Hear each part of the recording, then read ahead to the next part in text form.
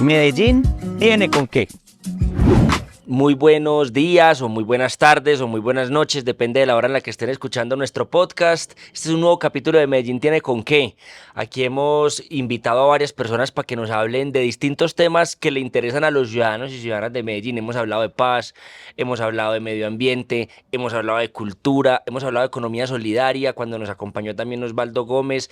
Ustedes pueden seguirnos en Spotify o en nuestro canal de YouTube y pueden estar enterados si ponen la campanita de las notificaciones para que les lleguen pues cada vez que tengamos un capítulo nuevo. Y el día de hoy queremos hablar de un tema del que todos los políticos dicen que es muy importante, que todos los políticos dicen que hay que ponerle atención, pero que a veces cuando uno se pone a revisar los diagnósticos y las cifras se da cuenta que hay grandes problemáticas, grandes retos y que tenemos un trabajo inmenso por desarrollar en ese aspecto. Hoy vamos a hablar de educación y tenemos un invitado sumamente especial que a mí me alegra mucho poder tener hoy en esta biblioteca acompañándonos en medio de esta discusión tan importante que es el doctor Gabriel Jaime Arango. Gabriel Jaime es un hombre que conocí en la Universidad de AFIT, siendo yo estudiante de Derecho. Y pues bueno, presentarlo es toda una No es problema. complicación. Maestro común y corriente. Doctor Gabriel Jaime, ¿cómo está? Muchas gracias por aceptar nuestra invitación. Un saludo muy especial, Daniel, y para los escuchas de este programa, y espero que los conceptos sobre los cuales vamos a conversar sean de interés para las personas y sobre todo que los puedan ubicar en ese mundo de exigencias que el ciudadano está llamado a hacer frente a la educación en la ciudad.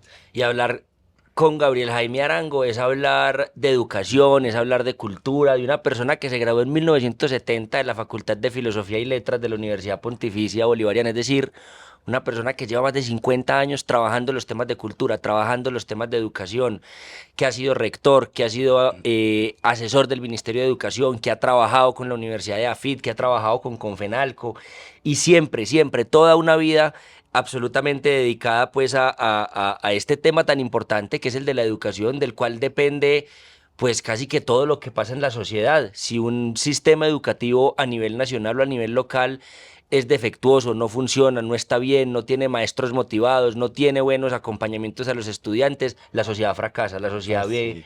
graves problemáticas en medio de esto. Entonces, Gabriel Jaime, este episodio de Medellín tiene con qué, es un espacio que hemos digamos, empezado a posicionar a través de esta figura de los podcasts, pues para hablar de esos grandes temas que a la gente le interesan. La gente nos ha hablado muchísimo de educación, la gente nos ha dicho que quieren que les hablemos un poco más sobre esa problemática. Y más allá de hablar del diagnóstico, que el 95% de los colegios públicos de Medellín se están cayendo, que necesitamos invertir más recursos en las instituciones de educación superior públicas que están a punto de cerrar porque no se garantizó su funcionamiento para todo este año.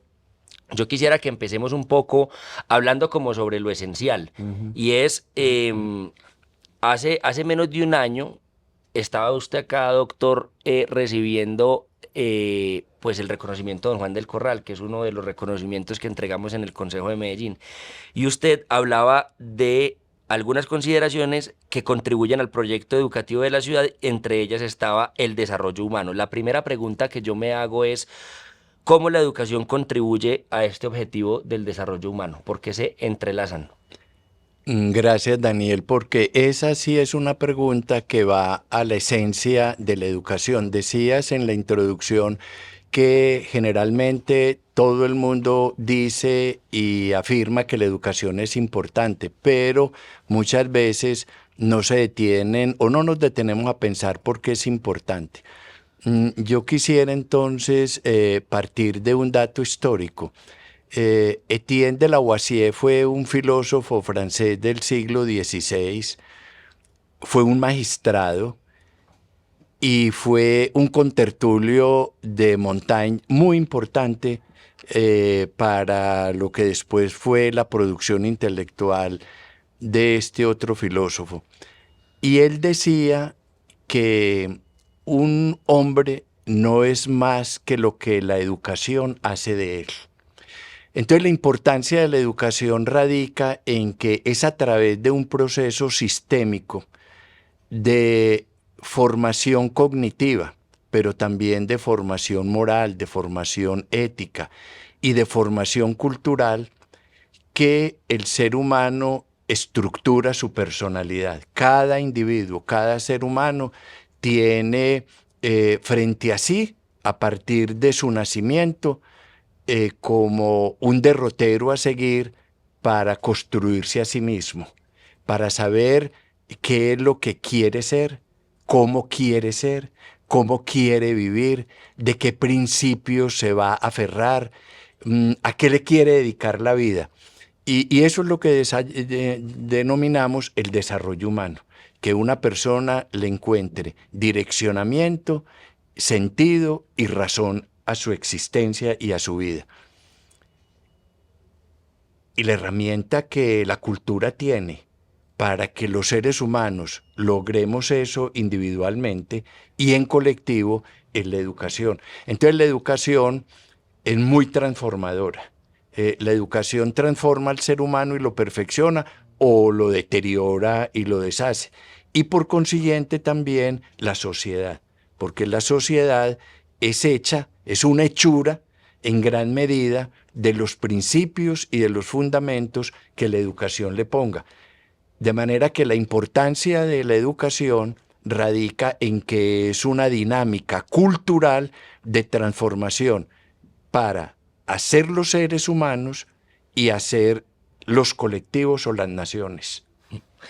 Y eso me permite llegar a la segunda pregunta, porque hay un texto de Jacques Delors que se llama La escuela esconde un tesoro, que habla de cómo la educación o cómo la escuela nos ayuda a hacer, nos ayuda a saber, a hacer, a vivir juntos. Yo quiero que hablemos un poco de la escuela. Sí. ¿Qué está pasando en la escuela actualmente? ¿Qué debería pasar para transformar de manera estructural la educación, para que tantos niños y niñas y jóvenes que están hoy educándose puedan cumplir sus metas, cumplir sus ilusiones, sus propósitos, construir sus proyectos de vida? Claro, hombre, yo celebro mucho que una persona como vos en el mundo de la política y de la representación social menciones a Jacques Delors, que fue el francés que dirigió el segundo informe mundial de la UNESCO sobre educación y que consultó en todo el mundo, en todos los países del mundo, qué estaba sucediendo con la educación y qué estaba pasando y qué demandas las sociedades le hacían a la institucionalidad educativa.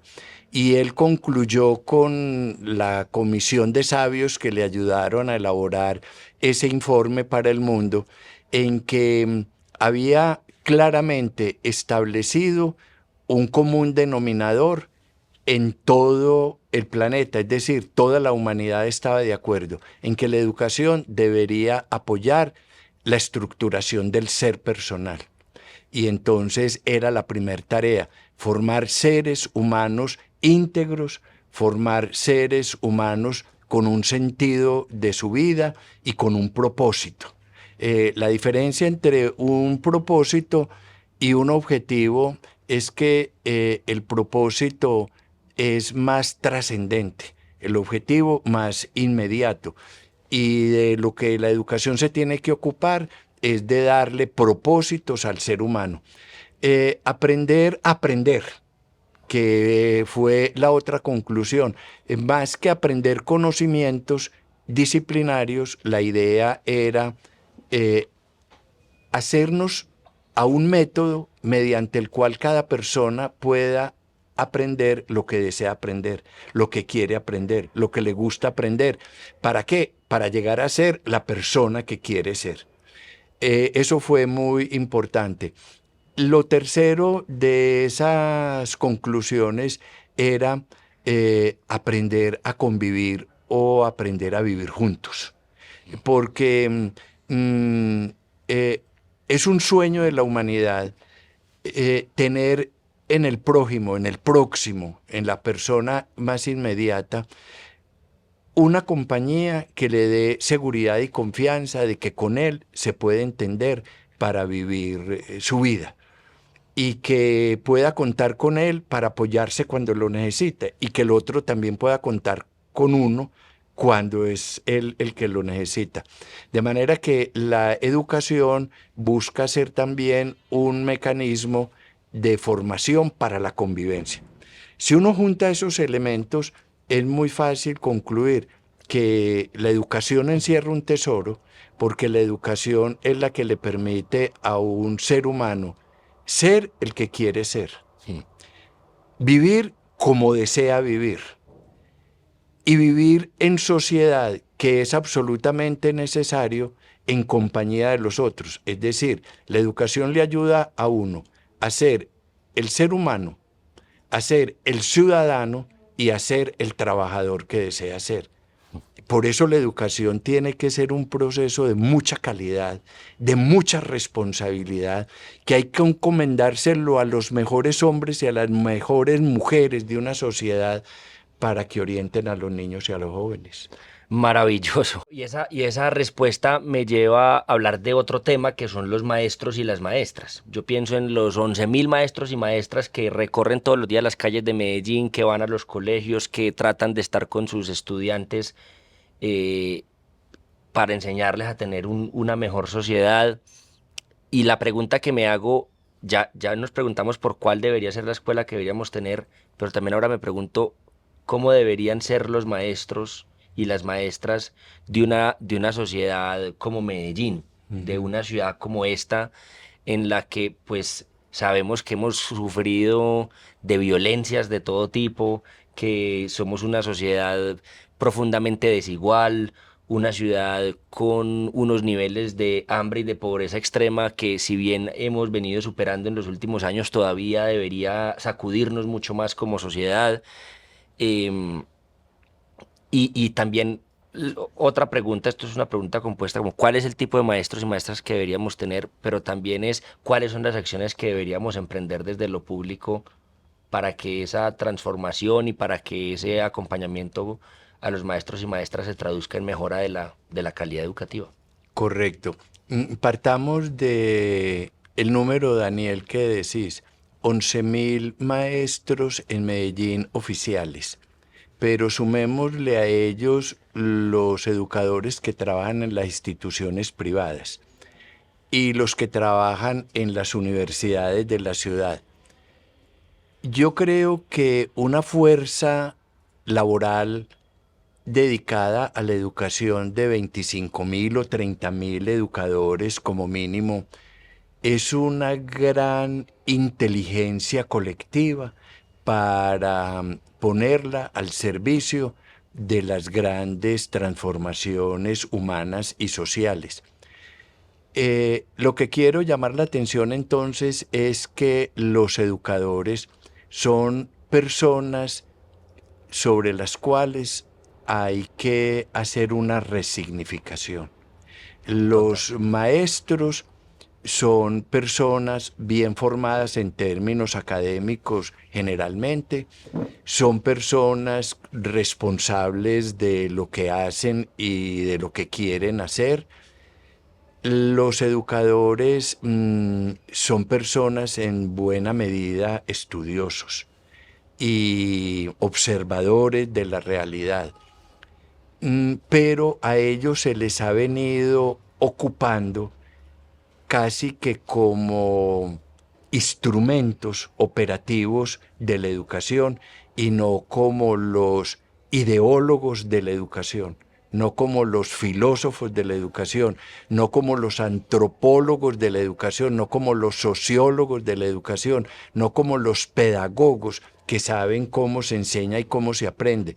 Entonces yo creo que a esa comunidad tan valiosa, bien haría la administración pública de Medellín en darles una resignificación y una acogida para volverlos lo que ellos están en condiciones de ser, unos actores más determinantes de la vida, porque ellos, fíjate lo que hacen todos los días, le ayudan a estructurar la personalidad de los niños.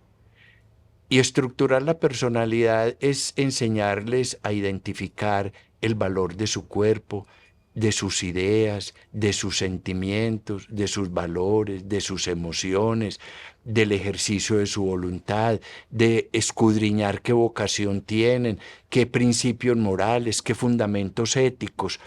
Eso es lo que los maestros hacen todos los días. Y a su vez les ayudan a desear una sociedad a la cual pertenecer y a la cual vivir.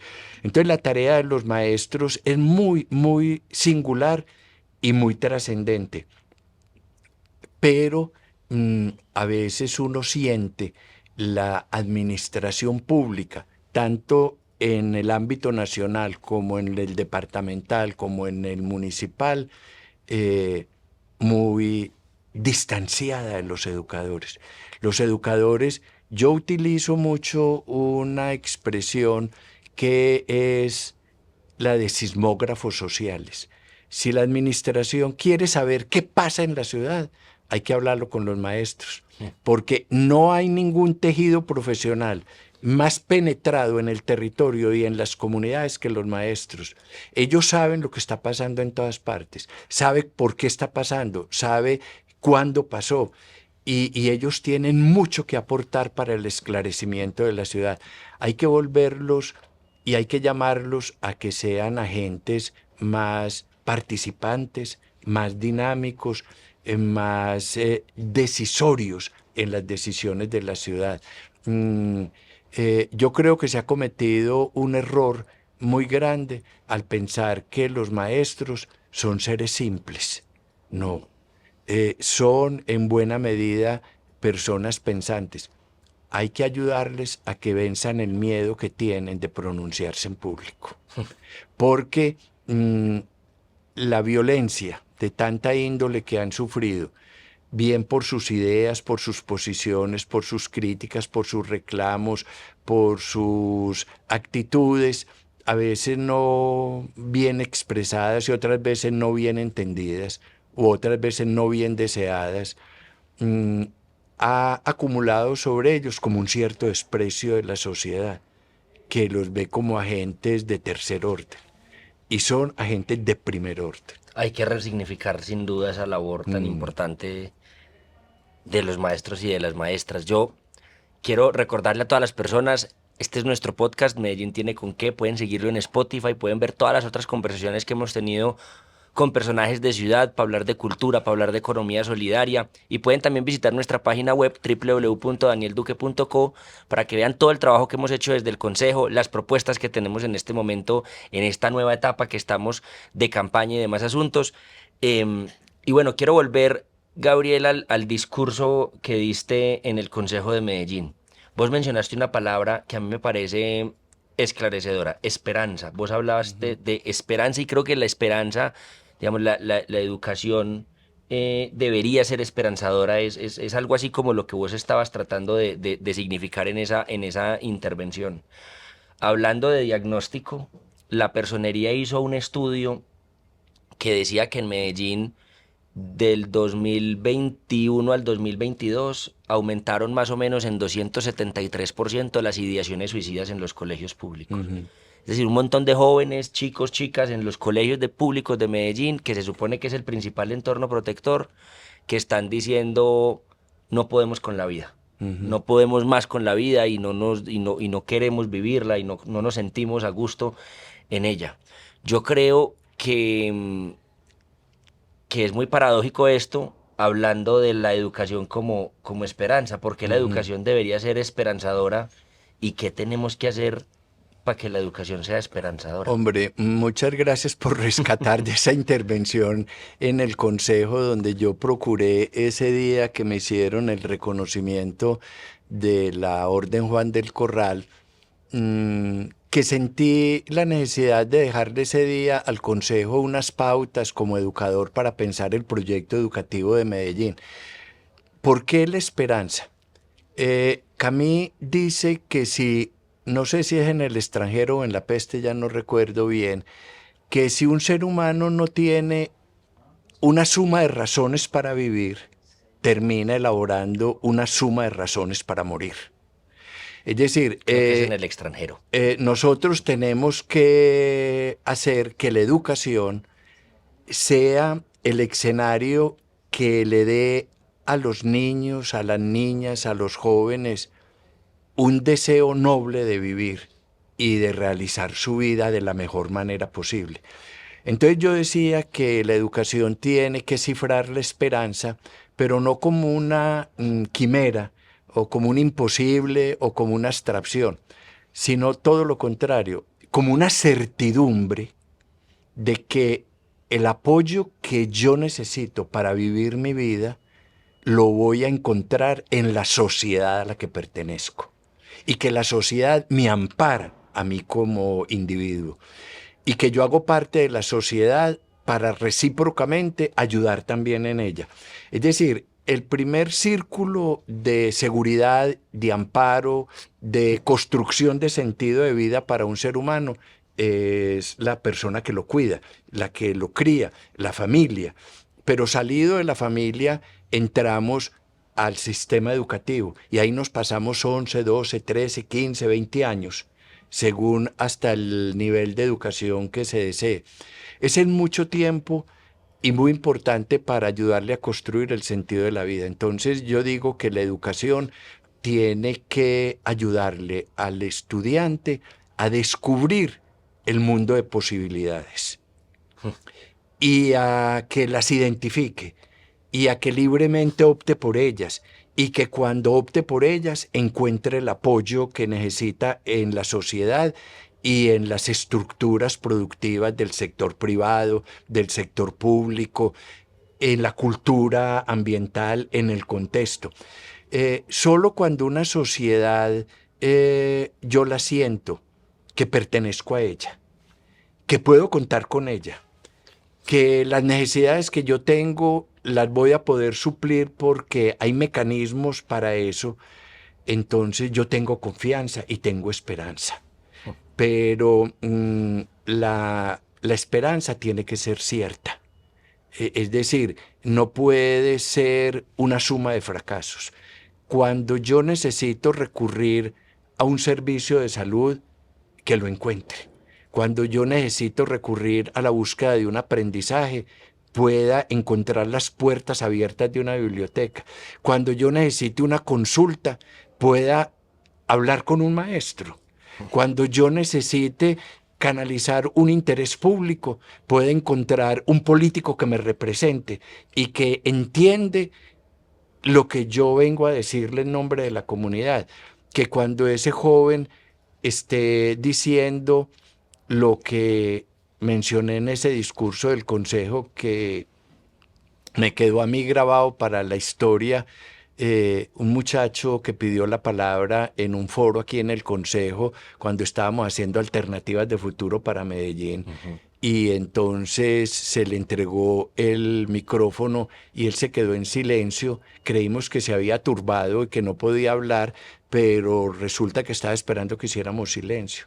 Y entonces sencillamente nos señaló a los adultos que estamos ahí: usted señor alcalde, a usted señor representante del gobernador que era yo, a usted señora consejera presidencial, a usted señor concejal. Ustedes los adultos, cuando piensan en nosotros los jóvenes, piensan en términos de futuro. Pues bien, yo les cambio todo mi futuro por una oportunidad en el presente. Eso para mí fue clarividente de la tarea que la educación y el mundo de la política juntos tenemos que hacer para llenar de oportunidades a la niñez y a la juventud. Que no pierdan el deseo de vivir, que no pierdan la seguridad de que sus aspiraciones pueden llegarse a realizar. Y para eso tienen que contar con una sociedad. Pero si la sociedad excluye a los jóvenes hablando mal de ellos, denigrando de ellos, estigmatizándolos por una moda, por un vestuario, por un comportamiento, no, hay que tener mucho cuidado. A la juventud hay que apreciarla, hay que valorarla, hay que ofrecerle los apoyos que necesitan y ellos se encargan de encontrar el camino. Permitime una cosa, vos fuiste joven y encontraste tu camino. La suerte tuya, porque no puede ser la suerte de todos. Es lo que yo más quisiera, sin duda. poder cumplir el propósito de la vida, pues, Claro.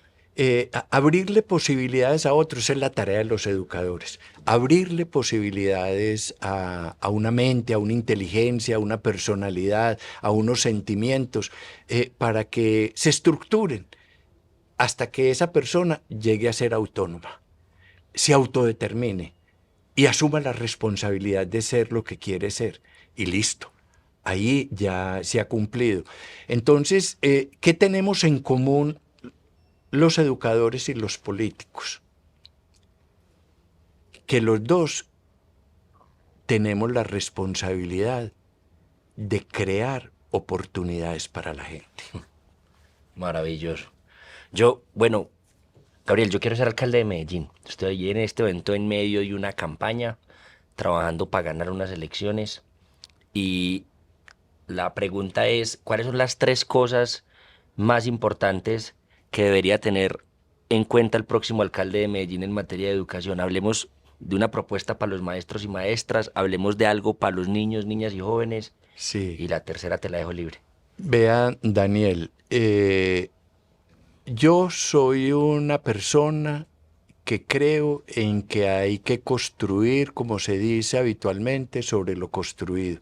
Medellín ha elaborado varios planes decenales de educación y lo ha hecho con la participación de todos los sectores de la educación, desde el preescolar hasta las universidades.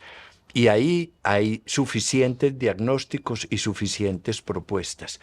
A mí me parece que un acto de responsabilidad para una administración y para un alcalde es que el equipo que designe para gestionar la educación sea un equipo profesional, sea un equipo que recoja lo construido en la ciudad y que armonice las diferencias que pueda haber en las tácticas, porque no creo que en las estrategias. Las estrategias están más o menos pensadas. Eso pasa por dignificar la educación. Permitime un comentario de ocasión.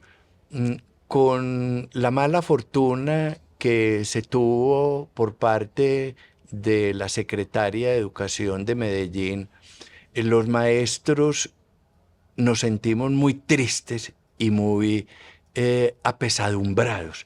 Fue casi que para nosotros una humillación de que alguien que nos representaba y nos simbolizaba no hubiera tenido la capacidad, la entereza, la dignidad para hacer las cosas bien hechas y haber abordado la gestión de la educación como había que hacerlo. Entonces, tu pregunta, yo creo que la educación hay que ponerla porque todos los días de la vida una ciudad como Medellín necesita que la administración esté ayudando a construir el proyecto humano y el proyecto social. Lo segundo es que Medellín debería tener un modelo educativo propio, sin desconocer los lineamientos nacionales, sin desconocer los lineamientos departamentales. Es necesario preguntarnos qué tipo de educación requiere Medellín para la construcción del tejido social de Medellín. Yo le oía en uno de tus podcasts a Melguizo en la tarea de construir un tejido social. Medellín, un tejido social. Medellín está hecha en su población de un tejido social proveniente de muchos pueblos de Antioquia, proveniente de muchas ciudades de Colombia, de la gente que ha nacido aquí ya por varias generaciones, pero que nos hemos convertido en la ciudad de los millones de habitantes que somos, más que por nacimiento, por absorción. Entonces esa pluralidad y esa diversidad cultural hay que entenderla para poderle proponer un modelo educativo propio que ayude a ser tejido social, que la ciudad sea un tejido social, una comunidad ciudadana, donde todos nos podamos entender, respetar, valorar y no tener que recurrir nunca a ninguna razón de violencia para dirimir los conflictos, porque hay cómo hacerlo civilizadamente. De manera que yo creo que Medellín ya tiene esbozado parte de ese proyecto y vale la pena tenerlo. Y lo tercero, que me decir libremente, hay dos cosas que si vos llegás a la alcaldía, como ciudadano y como educador, te lo digo, ya vos tenés una parte muy importante. Te has preparado académica y humanamente para entender el Estado, para saber las normas de funcionamiento del Estado, para gestionar el Estado. Esa es una de las responsabilidades más nobles que cualquier ciudadano pueda aspirar a tener. Eso no es una aventura de negocios. Sin duda. Eso no puede ser una aventura personal de motivaciones individuales. Eso obedece a cifrar un destino al servicio de la comunidad. Y eso implica que el equipo de trabajo que lo acompañe sea un equipo profesional, comprometido porque conozcan el Estado. Pueden llegar personas con más o menos conocimiento del Estado, pero hay que dedicarle de arranque un tiempo a estudiar qué es la ciudad, qué es el municipio, cómo se administra, cuáles son sus recursos, la naturaleza de esos recursos, de dónde proviene, qué vienen de las transferencias nacionales, qué problemas hay con ese recaudo, qué proviene del impuesto predial, qué viene de los impuestos de industria y comercio, qué viene de lo que son las rentas propias de transferencia de EPM, porque nos ocupamos mucho de la economía, pero se nos olvida que la economía no es sino un medio para ponerla al servicio de unos fines sociales superiores. Completamente. Y de unos fines culturales. Entonces, ese equipo de gobierno que vos pudieras, si la voluntad de la comunidad te acompaña, comprometerla en que sea muy profesional y altamente dialogante y humilde para poder escuchar a la gente. Escuchar a la gente no es fácil por parte de un gobernante, porque a veces quien habla no tiene los modales, no tiene el lenguaje, está ofuscado, es despótico, es cruel, es cínico, es inhumano, y es muy difícil escuchar eso. Pero el político de vida pública tiene que ser capaz de escuchar eso y saber responder sin agresiones, porque lo que tiene que hacer es convocar. Y yo no he visto que los malos modales convoquen a nadie, que generan todos los problemas habidos y por haber. Totalmente de acuerdo. Gabriel Jaime, por último, la pregunta que le hacemos a todas las personas que vienen a este podcast. ¿Medellín tiene con qué? Yo creo que sí. Tiene mucha gente muy bien preparada. Y gracias a las universidades públicas y privadas, que por años y años han venido haciendo para la ciudad la formación de una masa de profesionales muy abundante en todas las áreas del conocimiento. Me parece que esos profesionales sí tienen que tener más compromiso comunitario y social. Hay una queja generalizada en la ciudad, y lo puedo afirmar y demostrar, en una desconfianza de los profesionales que porque solo les interesa su vida personal, su éxito personal y su comodidad personal, pero no la ciudad. Medellín tiene con qué, porque tiene una cultura muy amplia, muy diversa, muy profusa, muy experimentada y mucha institucionalidad cultural, sobre todo de cultura viva. No solamente las instituciones culturales como los museos o los centros de investigación, sino la cultura viva. Hay cantidades de personas sumadas en organizaciones comunitarias alrededor de la música, del teatro, de la literatura, de la danza, del deporte. Y eso es muy importante porque esos son lenguajes que permiten comprender la realidad de una manera distinta a la convencional de los conceptos. Los artistas le hacen ver a uno lo que uno no puede ver. La música le hace sentir a uno lo que las palabras no le hacen sentir. Medellín tiene con qué, porque es una ciudad con muy buenos recursos económicos. Nunca serán suficientes porque nunca serán infinitos. Claro. Pero los que tenemos, bien administrados y bien organizados, son suficientes. Medellín tiene una institucionalidad privada muy valiosa. Yo sufro mucho cuando oigo hablar en términos generales mal del sector privado, porque conozco muchas dimensiones del sector privado donde la gente es correcta, es trabajadora, es bien intencionada, tiene propósitos sociales y durante muchos años buscaron construir con la administración municipal alianzas público-privadas para ayudarnos mutuamente, el sector público y el sector privado. Que haya que revisar eso para hacerle mejoras, que haya que revisarlo para corregir abusos o rasgos no apropiados, está bien, pero seguir insistiendo en que la ciudad es de todos y es para todos y que en la ciudad cabemos todos. De tal manera que ese es como un futuro que yo me niego a renunciar a él. Sigo teniendo la utopía, en el buen sentido de la palabra, de que es posible. El Medellín que soñamos es posible. Es posible, claro que sí. Él era Gabriel Jaime Arango, maestro, un maestro y una persona que admiro un montón. Muchas gracias, Gabriel, por acompañarnos en este podcast. Muchas gracias a vos, Daniel. Buena suerte y a los oyentes que sigamos fieles a la causa de hacer de Medellín el mejor vividero que sea posible. Así es, esta es nuestra casa común.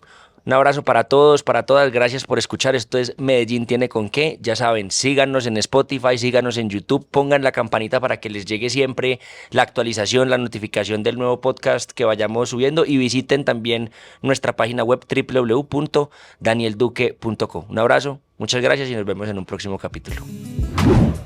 Medellín tiene con qué.